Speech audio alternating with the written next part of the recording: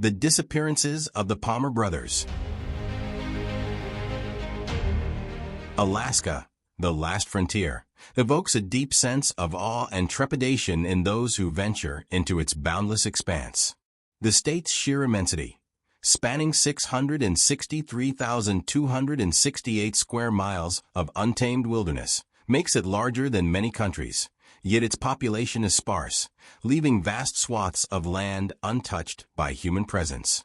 For many, Alaska is a dreamscape, a place of rugged beauty and endless adventure. But that beauty comes at a cost, for this wilderness is as merciless as it is mesmerizing. "Can you feel it, Charlie?" Michael Parker asked, his voice hushed with reverence as he gazed out over the snow-draped valley. The wind whistled between the towering pines, carrying with it a chill that bit through layers of insulated clothing. "Feel what?" Charlie replied, squinting against the glare of the sun bouncing off the ice. "The quiet," Michael said, turning to his younger brother. "It's like the world stops here. No traffic, no crowds, just nothing. Just us and this." He swept his arm across the horizon, the motion emphasizing the vastness before them. Charlie nodded, though unease flickered in his eyes. "Yeah, it's something all right. But it feels, I don't know, like it's watching us." Michael chuckled, a sound that seemed out of place in the overwhelming stillness. "You've been watching too many of those survival shows. This is nature, Charlie. Pure and simple. There's no audience, no script." Yet, beneath Michael's composed exterior, he too felt the weight of Alaska's wilderness. Here, survival was not guaranteed. The same serene beauty that drew adventurers could just as easily swallow them whole, leaving no trace behind. Alaska held the grim distinction of having the highest rate of missing persons per capita in the United States, double the national average. For every person who fell in love with its untouched splendor, there were those who vanished, their stories swallowed by the snow and silence. The Parker brothers had grown up hearing tales of the state's mysterious allure. Their father, a former bush pilot, would regale them with stories of adventurers who braved the untamed land. But those tales often ended in a somber tone, a plane never returning, a hiker who lost their way, a prospector whose cabin was found empty, as if they had simply walked off into the void. "You think those stories are true?" Charlie asked one night as they huddled around their campfire, the flames a feeble barrier against the encroaching darkness. "Which ones?" Michael replied, adding another log to the fire. "You know, the ones about people just disappearing. Like that guy Dad talked about, the one whose footprints just stopped in the snow."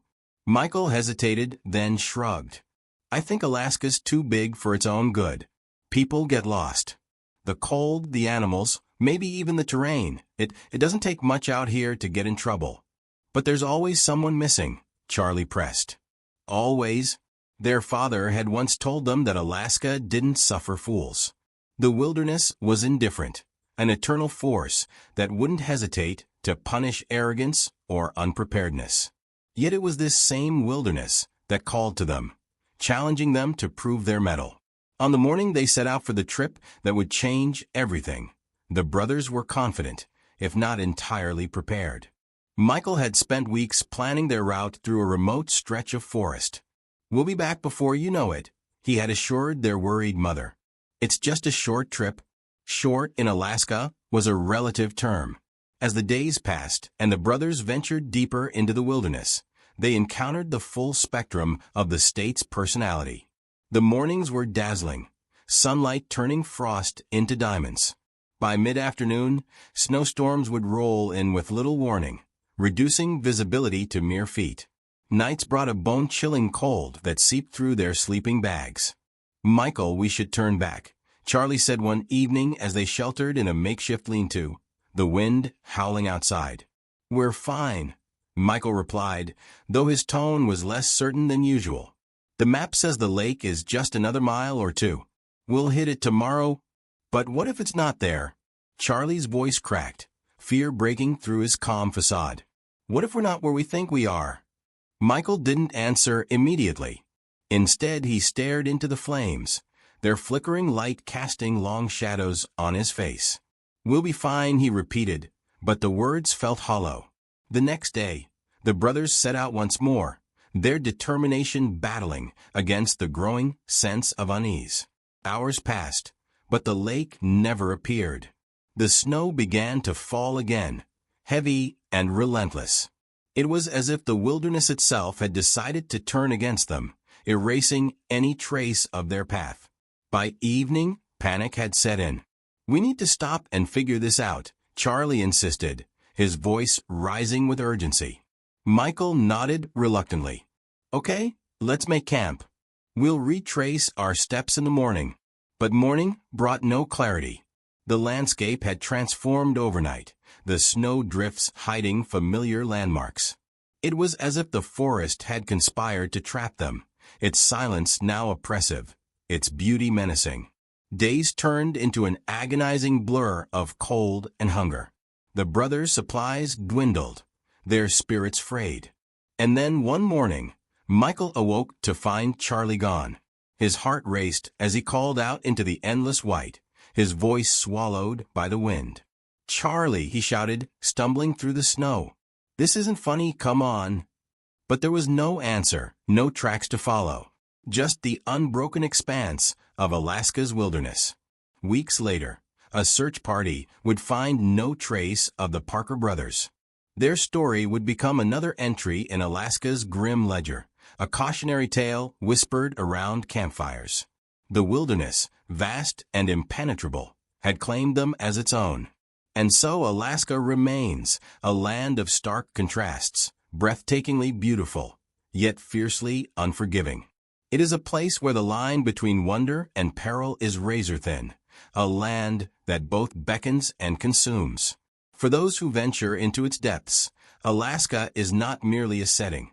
It is a test of their very essence, a force that reveals who they truly are, or takes them away, leaving only whispers in the wind. The Parker family had always seemed carved from the same rugged granite as the Alaskan mountains that surrounded their hometown of Wasilla.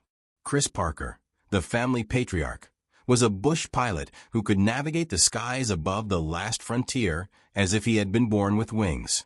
His wife, Hannah, was no less formidable, a woman with hands toughened by years of fishing lines and rifle grips, but a heart as warm as a summer solstice in Anchorage.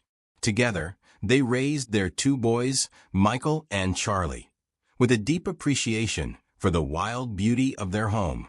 "Adventure is in our blood, boys," Chris would often say, his voice carrying the weight of truth as he cleaned his hunting rifle at the kitchen table. "But never forget, this land doesn't care about you. Respect it, or it'll teach you the hard way." Michael, the eldest, took those words as a challenge. A natural leader, he had a streak of confidence that bordered on recklessness, though he always seemed to find his way out of trouble. Charlie, younger by 5 years, idolized his brother, but was more cautious by nature. Where Michael saw an obstacle to conquer, Charlie saw a lesson to learn. "Come on, Charlie," Michael shouted one winter afternoon as they stood on the frozen expanse of a nearby lake. "The ice is thick enough. You're not going to fall through." Charlie hesitated, staring at the cracks webbing out beneath his boots. "What if you're wrong?" Michael grinned, his breath puffing out in clouds. "Then you'll swim real fast, little brother. Now stop worrying and live a little." Reluctantly, Charlie stepped forward, each movement deliberate. Michael's laughter echoed across the ice, a sound so carefree that even Charlie couldn't help but laugh along. The siblings' bond was cemented in moments like these, shared adventures, arguments that ended in laughter, and quiet nights spent around a campfire with their parents, listening to Chris tell stories of daring bush flights, and Hannah recalling her childhood on a fishing trawler. Their world was one of snow-covered peaks, rivers teeming with salmon, and skies that stretched endlessly, reminding them daily of Alaska's immensity. As they grew older, the boys began carving their own paths through the wilderness they loved so much. Michael, always the trailblazer, started organizing solo expeditions, eager to test his limits. One day, He told Charlie as they hiked up a mountain trail, "I'm going to climb Denali. Maybe even guide others up there. Can you imagine?" Charlie nodded, though the thought of Michael facing the world's deadliest peak alone sent a shiver down his spine. "Yeah, I can imagine. But maybe take me with you when you do." Michael smirked, tousling Charlie's hair. "Sure thing, kid. When you can keep up." The Parkers seemed unstoppable, a family built for adventure. But Alaska had its own plans. The first blow came one frigid March when Michael, at the age of 24, set off on a solo trek through a remote stretch of forest.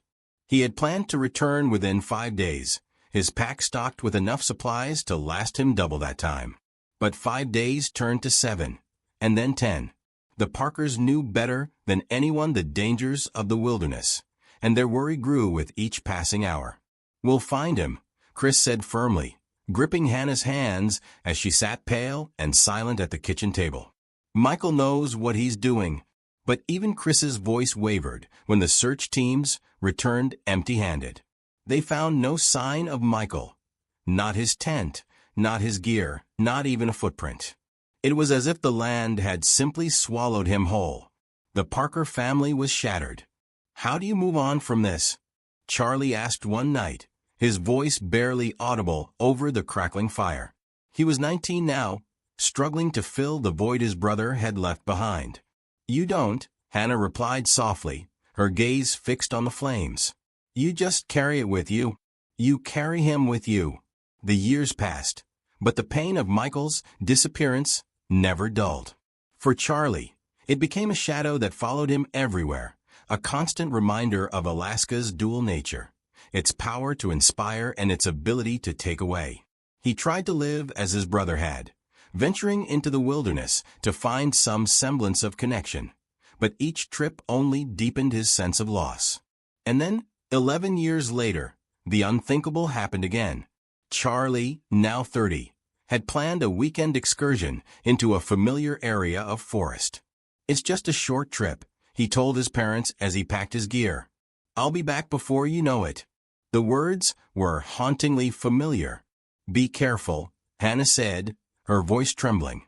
She didn't say what they were all thinking, that Alaska had already taken one of her sons.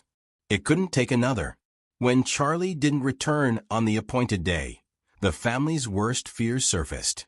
This time, Chris joined the search teams, his hands trembling as he combed through the woods, calling his son's name. But like Michael, Charlie had vanished without a trace. "How?" Chris demanded one evening, slamming his fist on the kitchen counter. "How can the land take both of them?" "There's no answer, Chris," Hannah replied, her voice breaking. "It's Alaska.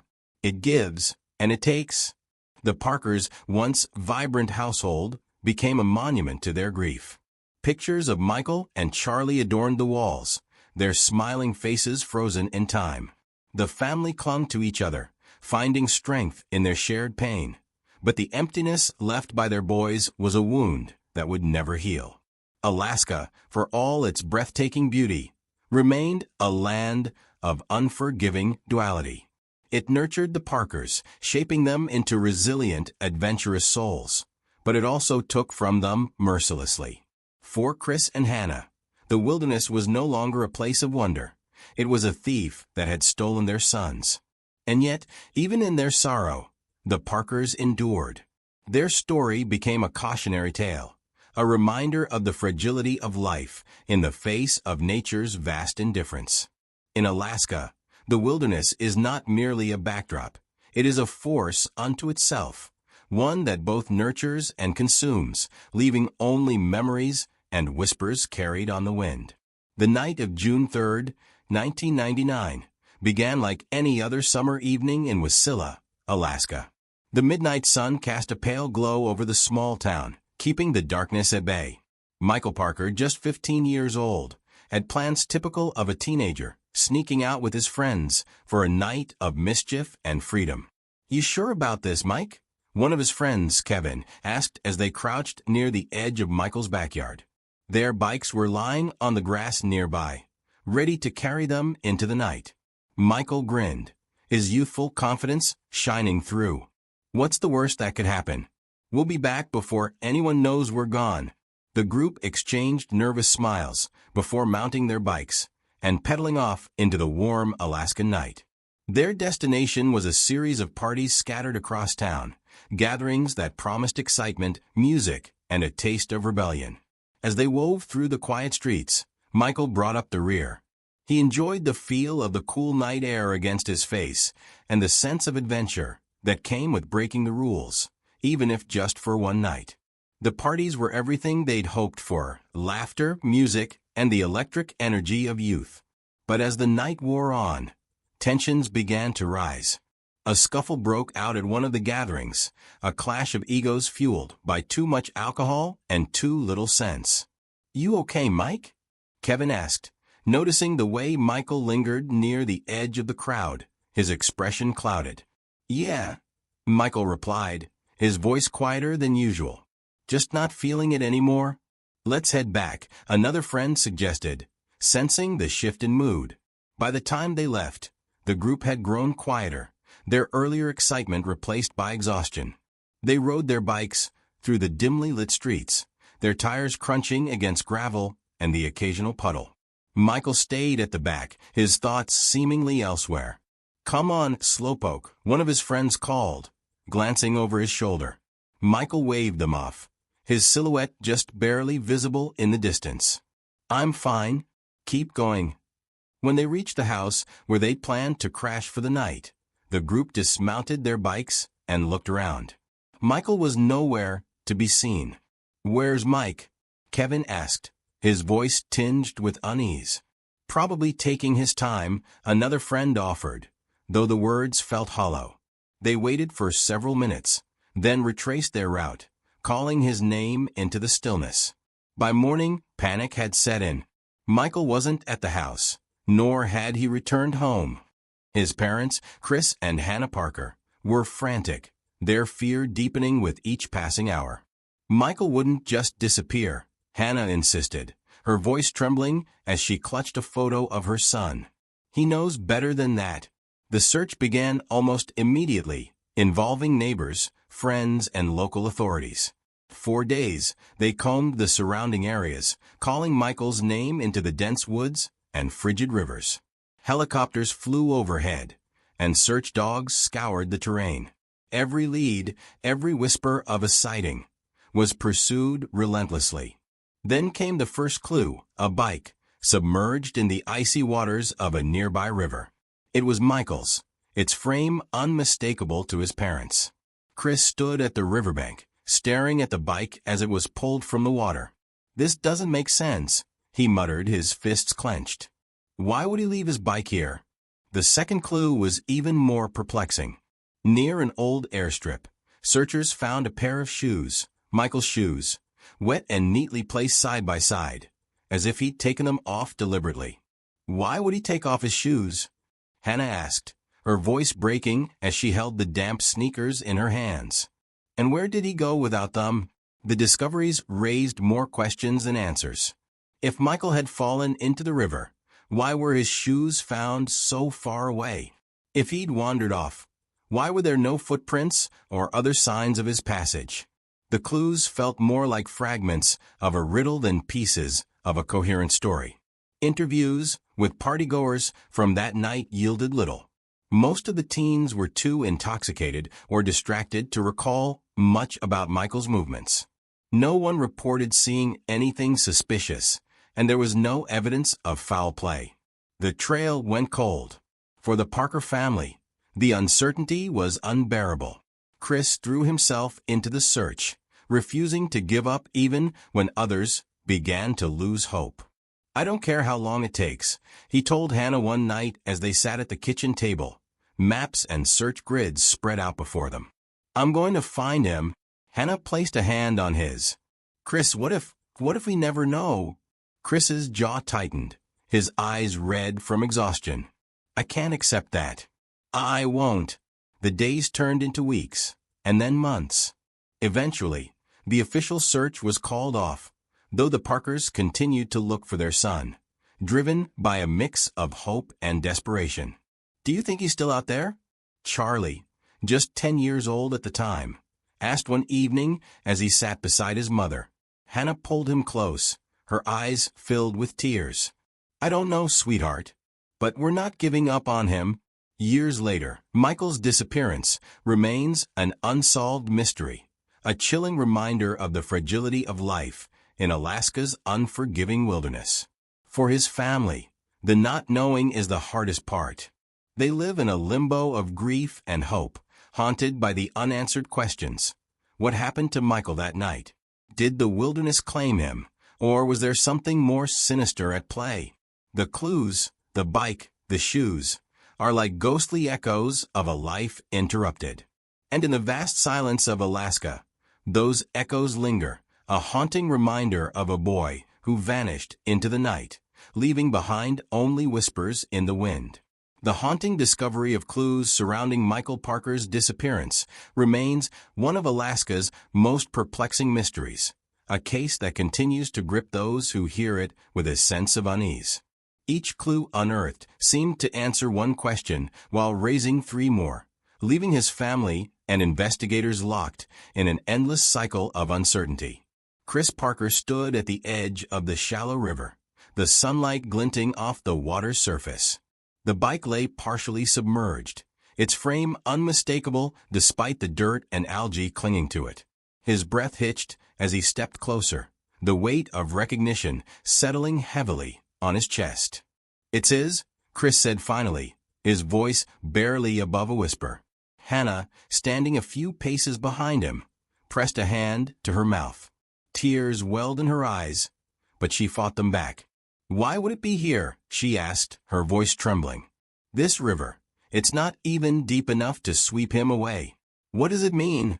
Chris didn't answer immediately. He crouched down, his fingers brushing the metal frame. It was cold, wet, and eerily silent, as though holding its own secret. He looked up at the search volunteers who had gathered around. "Let's keep looking. If his bike's here, maybe there's more." Hours later, as the team combed the area around the riverbank, one of the searchers called out, "Over here, I've found something." Chris and Hannah rushed over, their hearts pounding. In a patch of grass near the edge of an old airstrip, the searcher pointed to a pair of sneakers. They were neatly placed side by side, as though someone had intentionally set them down. Hannah gasped, kneeling to inspect them. "These are his," she said, her voice breaking. The shoes were wet but clean, with no visible signs of struggle. Chris stared at the scene, his mind racing. Why would he take off his shoes? And why here of all places? One of the searchers scratched his head, glancing toward the empty airstrip. "This place hasn't been used in years. It doesn't make sense. Unless what?"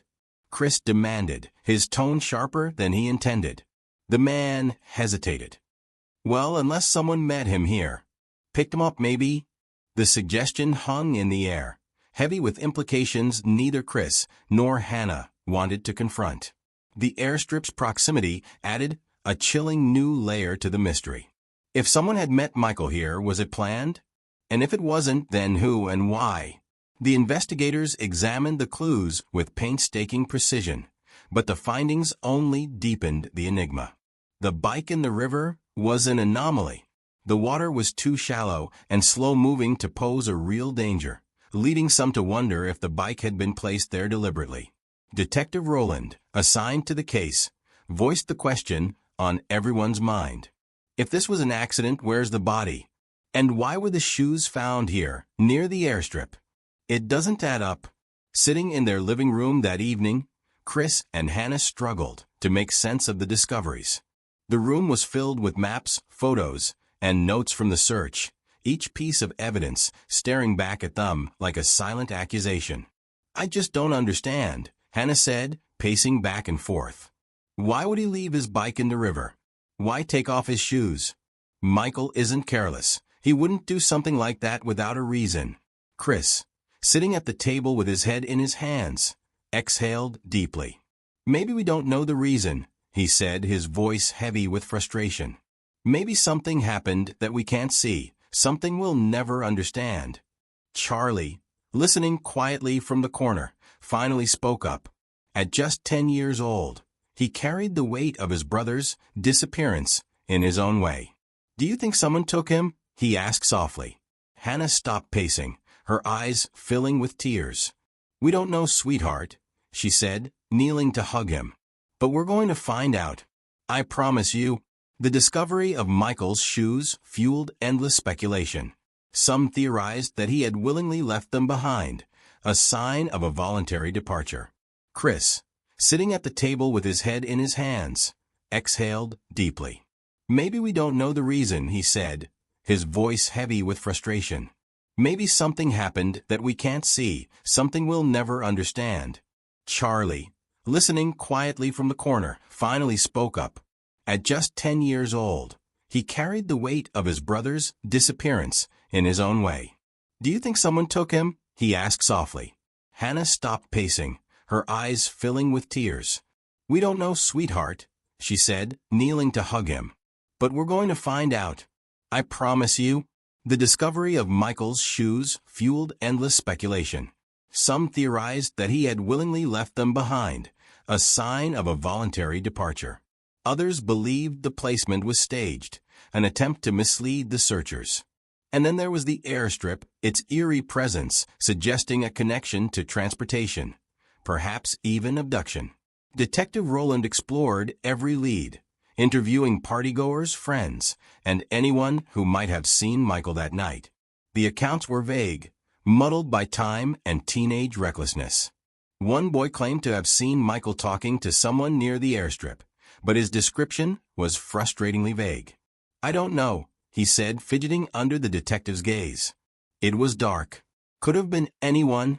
Despite the exhaustive efforts, every lead turned cold. The river offered no further clues, and the airstrip remained an unsettling backdrop, its empty expanse a silent witness to an event no one could explain. For the Parker family, the clues were both a blessing and a curse. They offered proof that Michael had been there, alive and moving, but they provided no resolution. Each discovery only underscored the mystery, leaving them with more questions than answers.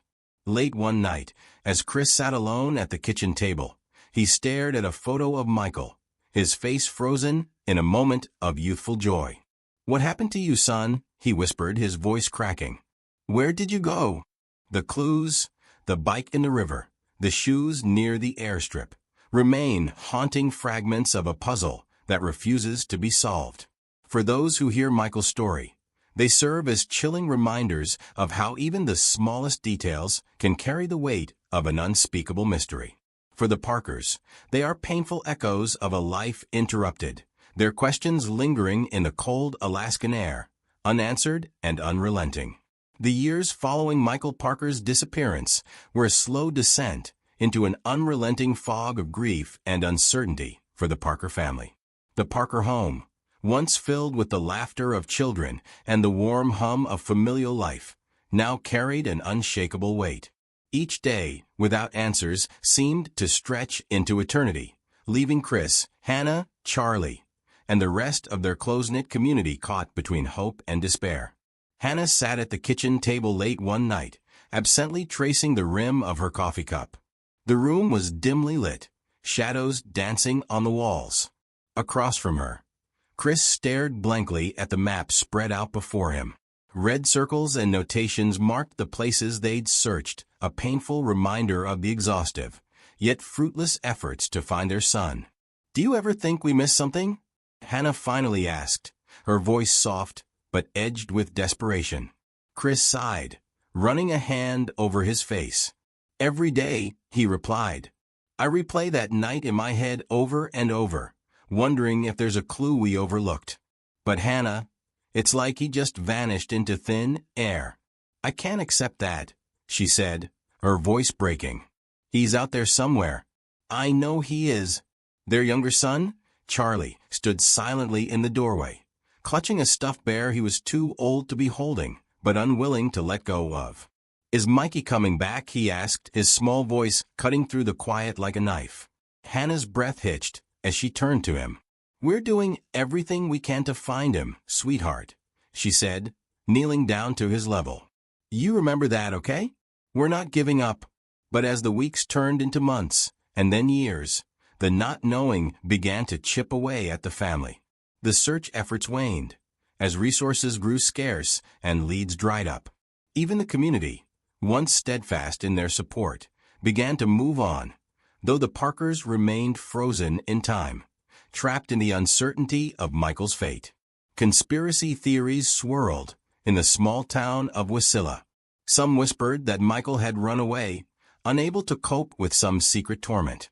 Others suggested foul play, speculating about shadowy figures or sinister motives.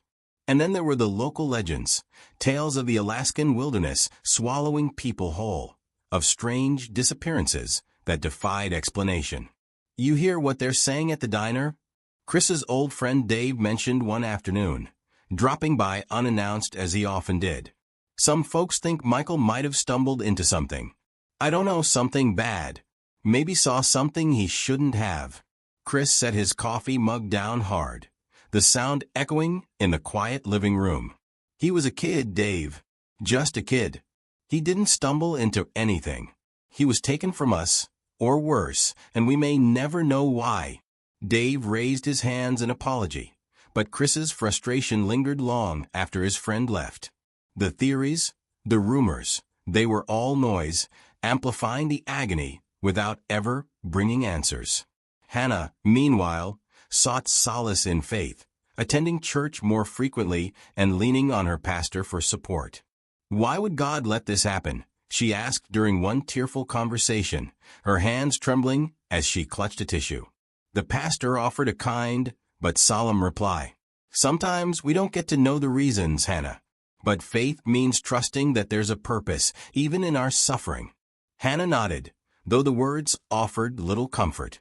At night, when the house was silent and the ache of Michael's absence was at its sharpest, she often found herself whispering into the darkness. Where are you, Michael? Please, just send us a sign. Charlie grew up in the shadow of his brother's disappearance. While his parents poured their energy into searching for Michael, he often felt invisible, an afterthought in a family consumed by grief. One evening, he approached Chris, who was meticulously cataloging old search logs in the garage. Dad, can we talk about something else? Charlie asked hesitantly, his hands stuffed into his jacket pockets. Chris looked up startled. What do you mean, buddy? I mean, every time we talk, it's about Michael. I miss him too, but I feel like he's still here, and he's not. Charlie's voice cracked, and he quickly wiped his eyes. It's like I'm not enough. Chris's heart sank. He set the notebook aside and pulled Charlie into a tight hug. I'm so sorry, kiddo, he whispered. You are enough. You've always been enough. I don't know how to let go. I don't know how to stop looking for him. I know, Charlie murmured, his voice muffled against Chris's chest. But I need you to see me too. As the years passed, the family tried to rebuild their lives around the gaping hole Michael's disappearance had left. They celebrated birthdays and holidays with forced smiles, each milestone a reminder of his absence. Hannah eventually returned to work, finding solace in routine, while Chris immersed himself in community projects, hoping to channel his pain into something constructive. Yet, even in moments of seeming normalcy, the loss lingered. A particular song on the radio, a boy riding his bike down the street, or the sight of Michael's favorite cereal on the store shelf could bring the grief rushing back, raw and unrelenting. In their quietest moments, Chris and Hannah often found themselves reflecting on how their family had endured. It's like walking around with an open wound, Hannah said one evening as they sat on the porch, watching the sun dip below the horizon. You get used to the pain, but it never really goes away. Chris nodded, his gaze distant. We've survived, but it's not living, is it? Not without answers. The years between Michael's disappearance and the tragedy that would later strike again shaped the Parker family in ways they could never have imagined. They became a testament to resilience, enduring the kind of heartache most people couldn't fathom. But their story also laid bare the toll of unanswered questions, the way uncertainty could fracture even the strongest bonds, leaving scars that never truly healed. The disappearance of Charlie Parker, nearly 11 years after his brother Michael's vanishing, felt like a cruel twist of fate, a nightmare revisited. On April 10, 2010, the Parker family's fragile semblance of normalcy was shattered once again, plunging them back into the abyss of uncertainty. It was supposed to be a day of camaraderie and adventure. Charlie, now 31, had reluctantly agreed to join his friends on a snowmobiling trip to Bald Mountain. He wasn't as experienced as the others, but he was eager to break free from the shadow of his family's past and reconnect with the thrill of Alaska's wilderness. As they gathered in the crisp morning air, the group joked and laughed, their breath visible in the cold. Charlie's hesitations were swept away by their enthusiasm. "Come on, Charlie," one of his friends, Mark, teased as he adjusted his goggles. "We're not leaving you behind." "Well, not for too long anyway." Charlie grinned, shaking his head. "Don't worry, I'll keep up. Just don't lose me in the snow." They set off, the sound of snowmobiles roaring against the quiet expanse of the wilderness. The landscape was a breathtaking spread of white, the peaks of Bald Mountain rising majestically in the distance. For a while, Charlie managed to stay with the group, his confidence growing as they carved paths through the snow. But as the day wore on, Charlie began to fall behind. His friends, more seasoned in navigating the terrain, pushed ahead. "You okay back there?" Mark called out over his shoulder, slowing down to let Charlie catch up. "Yeah, just not as fast as you guys," Charlie admitted with a laugh, his breath coming in short bursts. "Go on, I'll catch up. Promise." It was the last thing they remembered him saying. When the group reached their next stop and realized Charlie wasn't with them, panic set in. They retraced their tracks, calling his name and scanning the horizon. Hours turned into a frantic search as daylight waned, the biting cold seeping into their resolve. By nightfall, they contacted authorities, and a larger search effort was launched. Helicopters, snowmobiles, and search dogs combed the area for days, but there was no trace of Charlie beyond his snowmobile, which was found partially buried in a snowdrift several miles from where he had last been seen. Chris and Hannah Parker were devastated when they received the news. The memories of Michael's disappearance came flooding back, compounding their grief. They arrived at the search site within hours, their faces etched with the familiar lines of despair and determination. "He wouldn't just leave his snowmobile," Chris insisted, his voice trembling as he spoke to the search coordinator. "Charlie's not reckless. If he left it, something happened. Something's wrong." Hannah clung to Chris's arm, her eyes scanning the desolate landscape. "We can't lose another son," she whispered, the words barely audible. "We can't go through this again." The search stretched on for weeks, but no additional clues emerged. Unlike Michael's case, where tantalizing fragments of evidence had kept hope alive, Charlie's disappearance offered nothing. It was as if he had been swallowed by the wilderness, leaving no sign of what had happened. Mark, racked with guilt, visited the Parkers' home one evening. Sitting across from Chris and Hannah, he struggled to find the words. "I should have stayed with him," he said, his voice choked with emotion. "I should have made sure he didn't fall behind." "You couldn't have known," Anna said gently, though her own pain was visible. "Charlie wouldn't want you to blame yourself." Chris was less forgiving, his anger barely contained. "We trusted you," he said, his tone sharp. "He trusted you?" Mark hung his head. "I'm sorry. I'd give anything to go back and change it." As the days turned into months, the search was scaled back, though Chris refused to give up. He returned to Bald Mountain repeatedly, trekking through the snow with a grim determination. "I'm not stopping," he told anyone who asked. "Not until I bring my boy home." Hannah, meanwhile, withdrew into herself, her once unshakable faith now riddled with doubt. "Why, Chris?" she asked one night, her voice breaking. "Why us? First Michael and now Charlie? What did we do to deserve this?" Chris didn't have an answer. He simply held her as they wept together, the weight of their shared grief pressing down like the unrelenting Alaskan winter. Charlie's disappearance reignited speculation within the community. Some whispered about the Parker family's curse, while others pointed to the unforgiving wilderness, a force that had claimed countless lives. But for the Parkers, these theories offered no solace, only frustration. People talk like they know what it's like, Hannah said bitterly to her pastor during a rare visit to church. They don't. They don't know what it's like to wake up every day not knowing if your child is alive or dead. The pastor placed a comforting hand on hers. You're right, Hannah, but you're not alone in this. Even in the darkest times, God is with you. But Hannah wasn't sure she believed that anymore. The loss of Charlie compounded the unresolved grief of Michael's disappearance, leaving the family grappling with an unbearable reality. How could lightning strike twice? How could they endure this unimaginable pain? Not once, but twice in their lifetime. Years later, the Parkers would still speak of Charlie with a mixture of sorrow and fondness, their memories of him preserved like fragile relics. His laughter, his kindness, his dreams. These were the pieces they clung to, even as the questions about his fate remained unanswered. For those who hear the Parker story, Charlie's disappearance is a stark reminder of the wilderness's power to both inspire and devastate. For the Parkers, it is a wound that will never heal, a cruel echo of the past that haunts their present.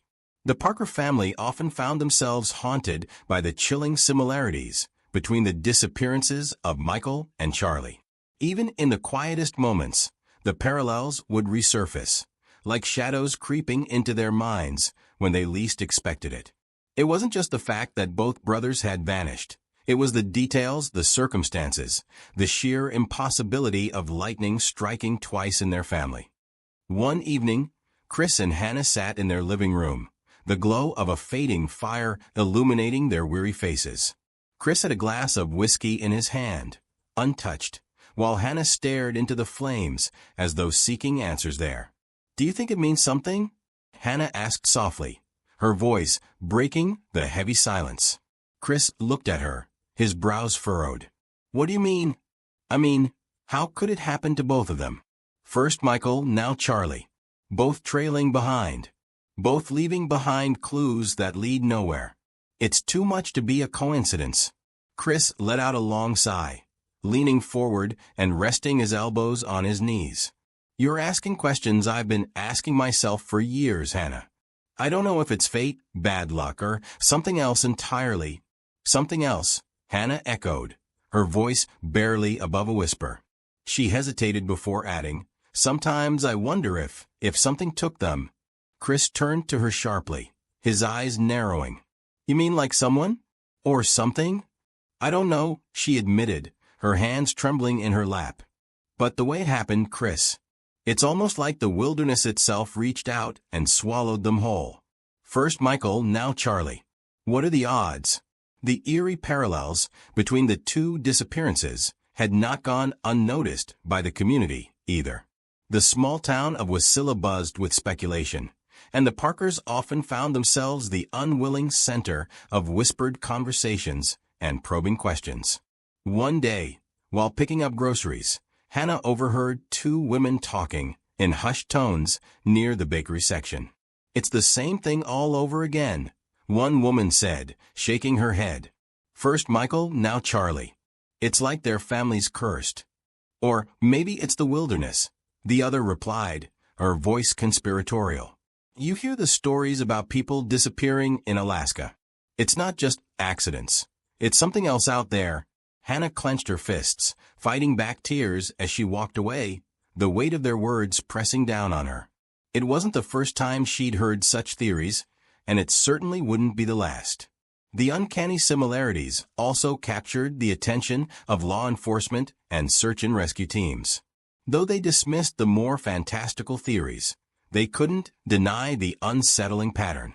"I've been doing this job for over 20 years, Officer Randall told Chris during a follow-up visit to the Parker home. "And I've seen my share of missing persons cases. But this? Two brothers, disappearing in such similar ways, a decade apart? It's unusual, to say the least." Chris nodded grimly. Unusual doesn't even begin to cover it. You're telling me there's no connection? No link between what happened to Michael and Charlie? Randall hesitated. We've looked, Chris. We've combed through every possible angle, but there's no evidence to tie the cases together. No signs of foul play, no common suspects, nothing. It's like they just vanished. Vanished. The word hung heavy in the air, a bitter reminder of how little they knew. The clues left behind only deepened the mystery. Michael's neatly placed shoes, his bike abandoned near the river, and the airstrip nearby had sparked endless speculation. In Charlie's case, it was his snowmobile, left buried in a drift with no footprints or tracks leading away. Both sets of clues felt deliberate, almost staged, yet they offered no answers, only more questions. One night, as Hannah sifted through old photo albums, she came across a picture of Michael and Charlie as boys. In it, Michael had his arm slung around Charlie's shoulders, both of them grinning from ear to ear after a day of fishing. She traced their faces with her finger, tears streaming down her cheeks. They were so alike, she murmured to Chris, who sat beside her. Michael was always looking out for Charlie, and Charlie wanted to be just like him. And now, they're both gone. Chris wrapped an arm around her, his own voice heavy with emotion. I keep thinking about the last time I saw each of them. With Michael, it was that night he sneaked out. I was half asleep, and I didn't even say good night properly. And with Charlie, his voice broke. He said he'd be back before dark. And I believed him. In the years that followed, the eerie parallels between Michael's and Charlie's fates became a central part of their family's tragedy. Friends and strangers alike speculated endlessly about what had happened. Some believed the brothers' disappearances were connected by a sinister force, while others saw them as tragic accidents amplified by the unforgiving Alaskan wilderness. For the Parkers, the unanswered questions were both tormenting and inescapable. Had Michael and Charlie been victims of the same unknown danger? Was it sheer coincidence, or was there a deeper, darker reason for their disappearances? And why their family? Why their boys? Chris often voiced these questions during his solitary hikes into the wilderness, searching for any trace of his sons. "What do you want from us?" he would shout into the empty expanse, his voice echoing back without an answer. "Why them? Why my boys?" The wilderness, vast and silent, offered no response. Alaska's wilderness has a way of luring people in with its immense, unspoiled beauty. The towering mountains, the endless forests, the vast stretches of snow-covered land, they all seem like a paradise, a place where people can escape the pressures of the world. But beneath that beauty lies a harsh and unforgiving reality, a truth that becomes all too apparent when someone ventures too far into its depths. Chris Parker had always known the risks. He had grown up in Alaska, a land that demanded respect. The wilds of the state were majestic, but they were not to be taken lightly. And yet, as he watched the search teams comb through the snow for any sign of Charlie, he couldn't help but feel a sickening sense of inevitability. Alaska had claimed another soul, his son's soul, just as it had taken Michael's. The weather in Alaska could turn on a dime, an unpredictable force that had no mercy. Chris could still remember the way the temperature dropped as the hours wore on during the search for Charlie. "It's not so bad now," a searcher had said when they first arrived, but soon the cold had bitten through their clothes, and the wind had begun to howl across the mountainside. Within hours, the conditions had become treacherous, and the hope of finding Charlie alive dwindled with every passing minute. Hannah had refused to leave the area. She stayed behind, frozen with grief, clinging to the faintest shred of hope. "He's out there," she'd whispered to herself. "He's out there somewhere. I know it." But the more time that passed, the more it seemed like Charlie had simply vanished, swallowed whole by the wilderness, leaving nothing behind but the buried snowmobile and the barren landscape. "What do you think happened?" she asked Chris one night as they sat in their cabin, a quiet weight settling between them. The fire crackled in the hearth, but it couldn't warm the chill in the room. They had heard rumors, of course, The idea that something had taken their son. The wilderness, some said. Others spoke of darker possibilities, some even suggesting that the boys were caught in the same mysterious force that had claimed other lives over the years. Chris, his face lined with exhaustion, rubbed his eyes. I don't know. I don't know what to think anymore. His voice was rough, like a man who had spoken too much and yet said too little. But I know this place. I know it can do things to you, things you don't expect. Charlie's experienced in the snow. He knows how dangerous it is. But there's something about Alaska, the way it can turn on you in an instant. It's not like the rest of the world. Hannah nodded slowly, knowing the truth of his words, but not wanting to accept it. Alaska's beauty hid its true nature, and too often, people underestimated its power. Even seasoned adventurers, those who thought they could conquer the wilds, often found themselves at the mercy of its whims.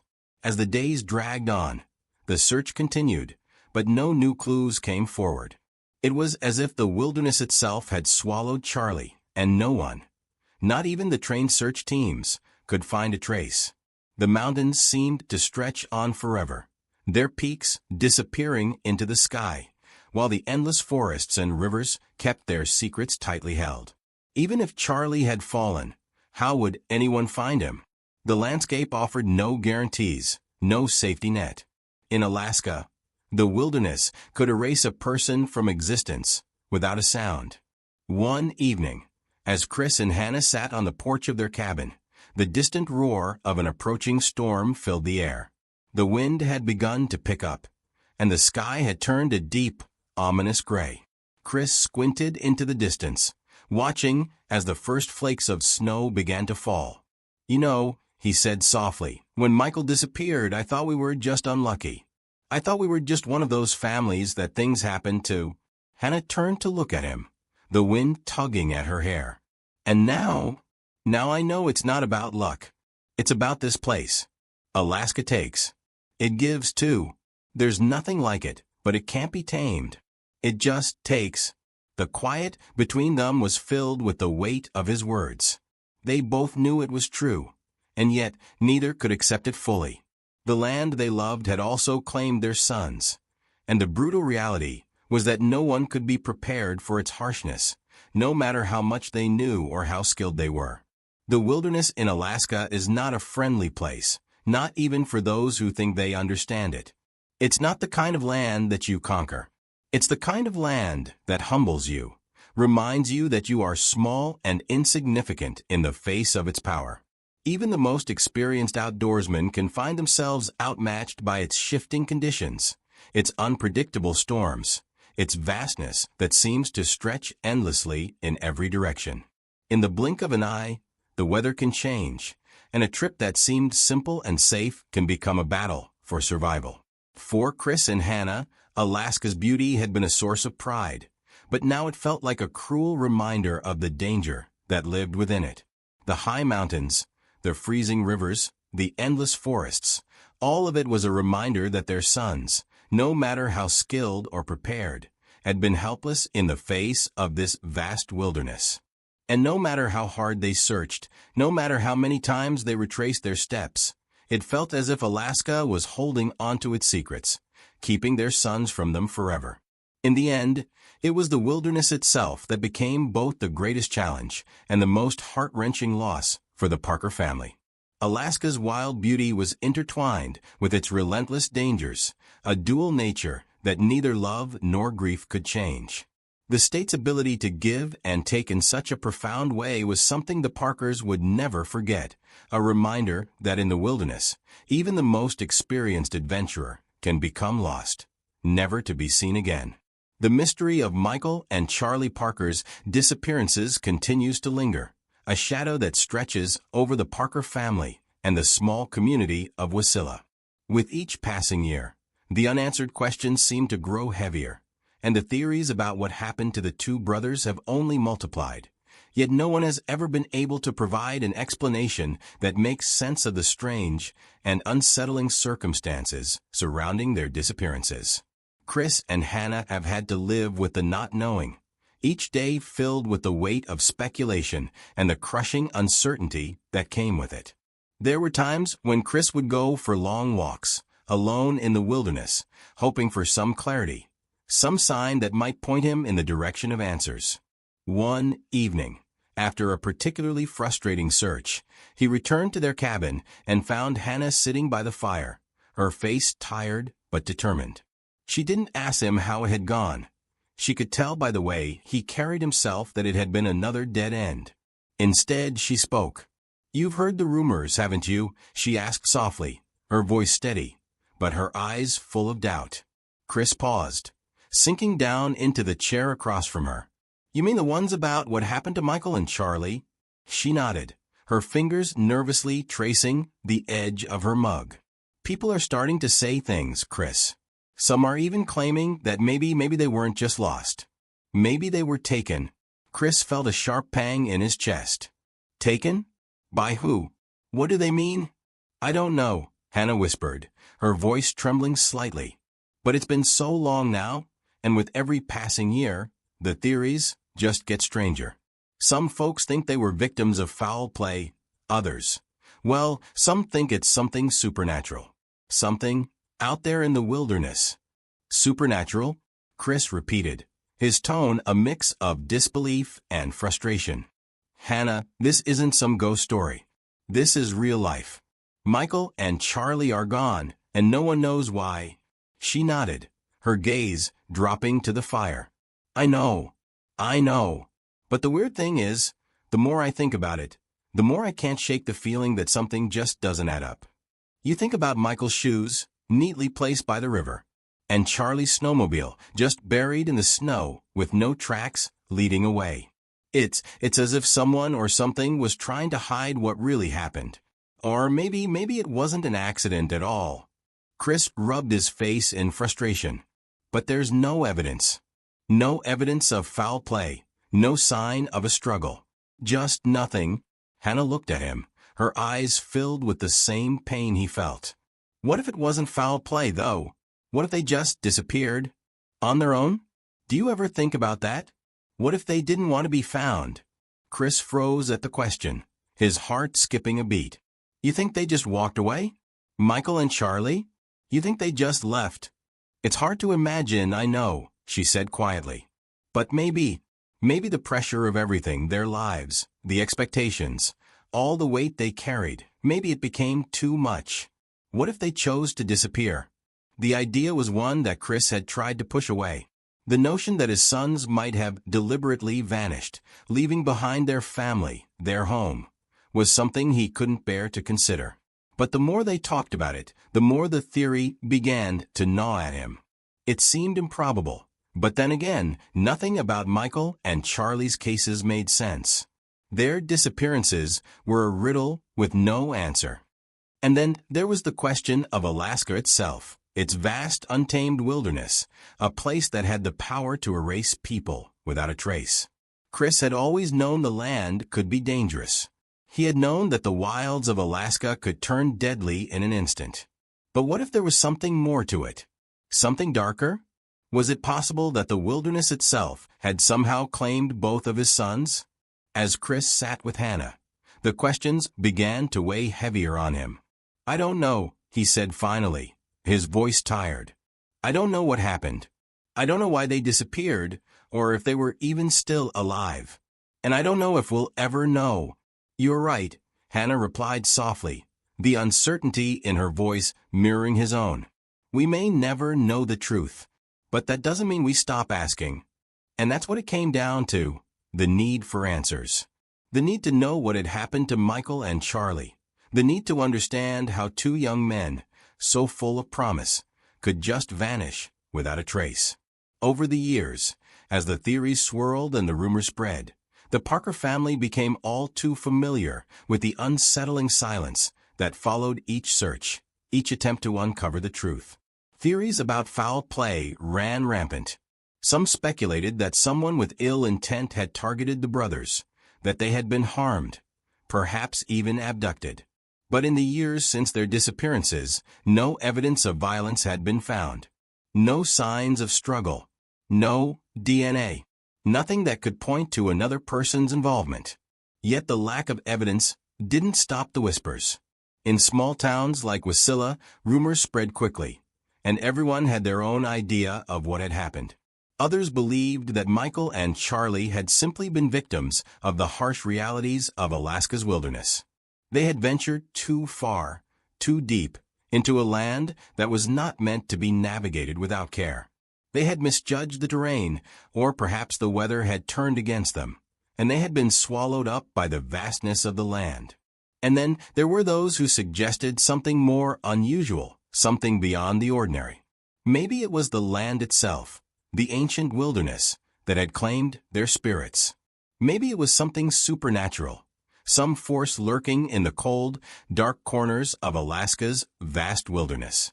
It sounded crazy, but in a place as wild and untamed as Alaska, some people believed anything was possible. For the Parkers, the questions would never stop.